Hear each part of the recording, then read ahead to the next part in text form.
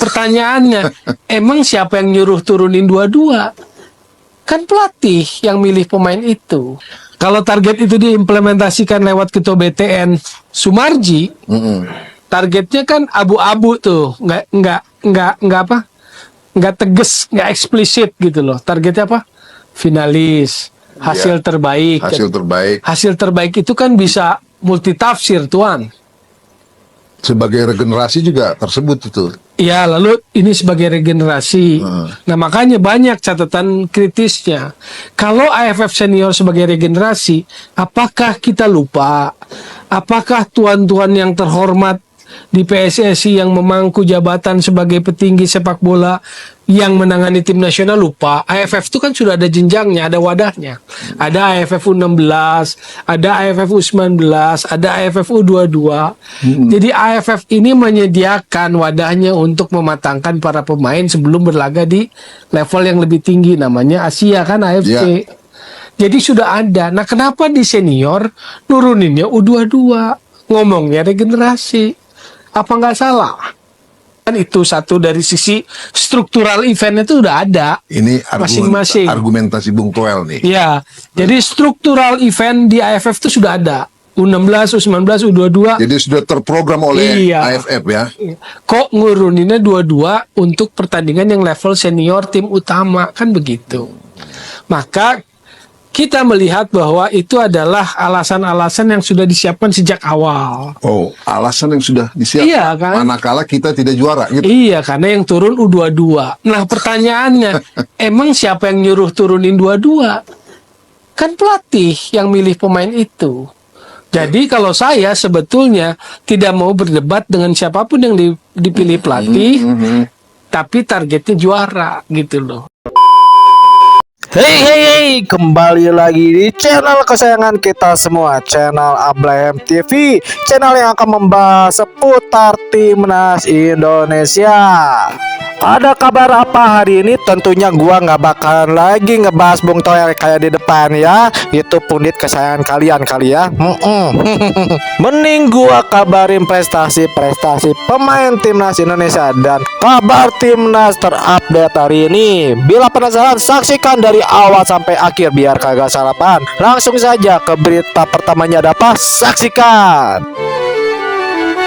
Ada kabar dari Messi Girls. Mimpi buruk dialami Messi Girls dan rekan-rekan ketika FC Twente bertandang ke markas PSV di Philips Stadium Eindhoven dalam laga pekan 15 Eredivisie Belanda dini hari. Dalam pertandingan ini Messi Girls kembali mendapatkan kepercayaan dari pelatih Joseph Osting untuk menjadi salah satu dari starter FC Twente. Namun dalam 59 menit dirinya berada di lapangan hijau, gawang Twente 4 kali kebobolan setelah Messi Girls meninggalkan lapangan karena pergantian permainan yang terjadi pada menit ke-59. FC Twente masih kebobolan lagi. Pada akhirnya Twente menyerah dengan skor telak 1-6 dari tim yang kukuh di puncak klasemen sementara era divisi tersebut. Kalau tadi Messi Girls mimpi buruk, berbeda dengan Calvin Verdong yang sangat-sangat bahagia. Resmi Calvin Verdong masuk Team of the Moon era divisi.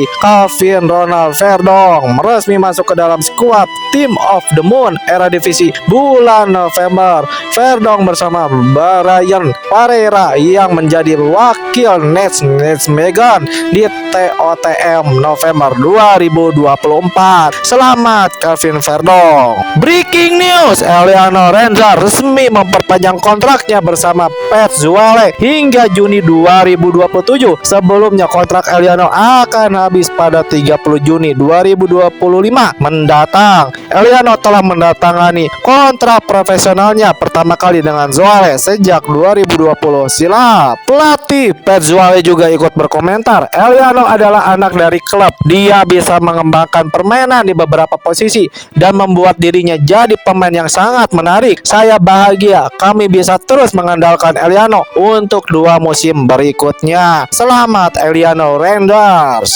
Luar biasa, Satoru Mochizuki cuma butuh 10 laga resmi untuk raih gelar pertamanya.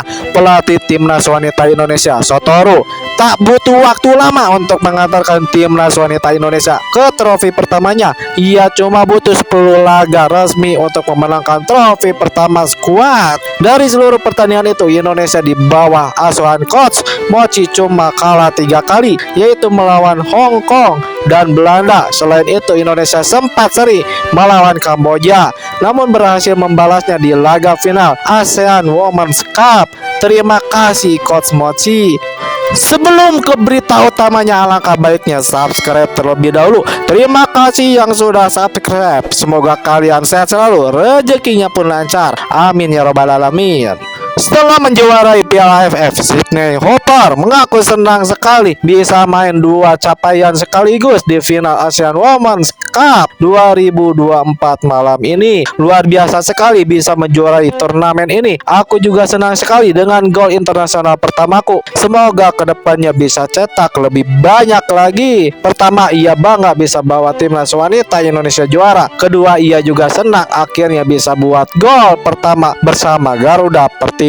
Selamat Sydney, tidur nyenyak nih malam ini. Resmi Matthew Barker dipanggil timnas U20 dan sudah OTW Jakarta. Matt Barker dipanggil Coach Indra Safri untuk mengikuti rangkaian pemusatan latihan TC timnas U20 untuk persiapan Piala Asia U20 tahun depan. Pemain keturunan Indonesia Australia itu terbang ke Jakarta pagi ini Jumat 6/12. Back Melbourne City U18 itu berharap TC bersama timnas Indonesia U20 berjalan lancar. Ya ingin lolos seleksi dan bermain di Piala Asia U20 2025. Saya ke Jakarta hari ini karena dipanggil ke pemusatan latihan timnas U20. Semoga semuanya berjalan lancar dan semoga saya bisa lolos seleksi, kata Matt Barker kepada Kumparan. Selamat Matt Barker, semoga sukses di seleksi timnas U20. Sepertinya Australia benar-benar ingin masuk ASEAN Cup. Media Australia sarankan timnas Australia untuk join ASEAN